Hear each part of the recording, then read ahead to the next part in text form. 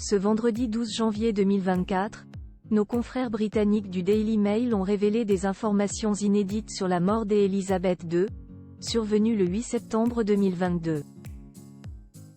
Et plus précisément sur les instants qui ont précédé cette disparition, un grand choc en Grande-Bretagne. La suite après la publicité le 8 septembre 2022, toute la Grande-Bretagne pleurait la mort de la reine Élisabeth II.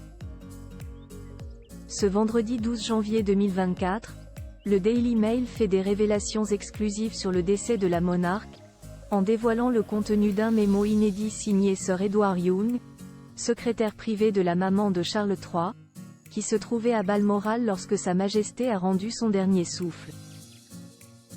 Très paisible, dans son sommeil, elle s'est évanouie. Vieillesse, elle n'aurait eu conscience de rien.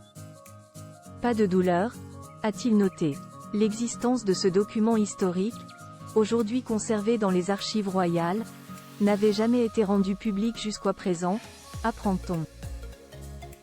Cette note fait partie d'un récit remarquable sur la bravoure, la diligence et le dévouement de la défunte monarque au cours de ces dernières heures. Un récit contenu dans une nouvelle biographie fascinante du roi, intitulée Charles III, New King, New Court. The Inside Story est signé Robert Hardman. Le livre, qui fait l'objet d'une publication en série exclusive pendant 4 jours à partir de demain, nous apprend notamment que, peu de temps après que Sir Edward a écrit sa note, un valet de pied a apporté une boîte rouge fermée à clé contenant des documents trouvés sur le lit de mort de la reine. En l'ouvrant, le personnel a découvert 2 lettres scellées, l'une adressée à son fils et héritier, l'actuel roi Charles III, et l'autre au Sir Edward lui-même.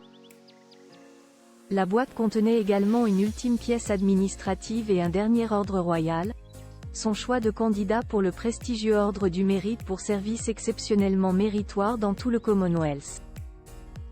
Même sur son lit de mort, il y avait du travail à faire. Et elle l'avait fait, écrit Robert Hardman à propos de son dévouement sans égal. Dans l'extrait de cette biographie sortie aujourd'hui figurent d'autres révélations étonnantes. Charles, qui était sorti pour cueillir des champignons et se changer les idées après avoir vu sa mère, a appris la nouvelle de son décès alors qu'il rentrait à Balmoral en voiture, lorsque son assistant le plus haut placé a pris un appel.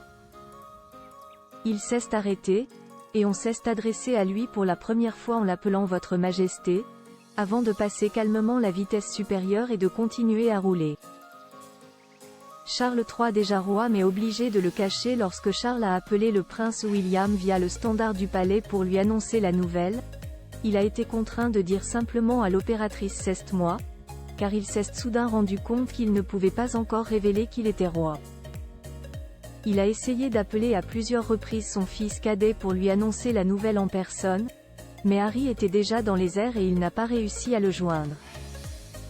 Le Daily Mail précise que cette biographie retrace l'histoire dramatique d'une transition au plus haut niveau, en examinant les défis auxquels le nouveau roi a été confronté au cours de sa première année sur le trône, notamment les drames familiaux, les crises politiques et les questions relatives à l'avenir de la monarchie. L'ouvrage bénéficie d'un accès inégalé à la famille royale, à ses amis proches, à son personnel passé et présent, à des personnalités politiques de premier plan et à des documents inédits des archives royales. Il décrit également le rôle essentiel joué par la reine Camilla, les relations du roi avec les princes William et Harry, ses projets de réforme de la monarchie et l'évolution de sa position sur la scène internationale. La suite après la publicité. La suite après la publicité.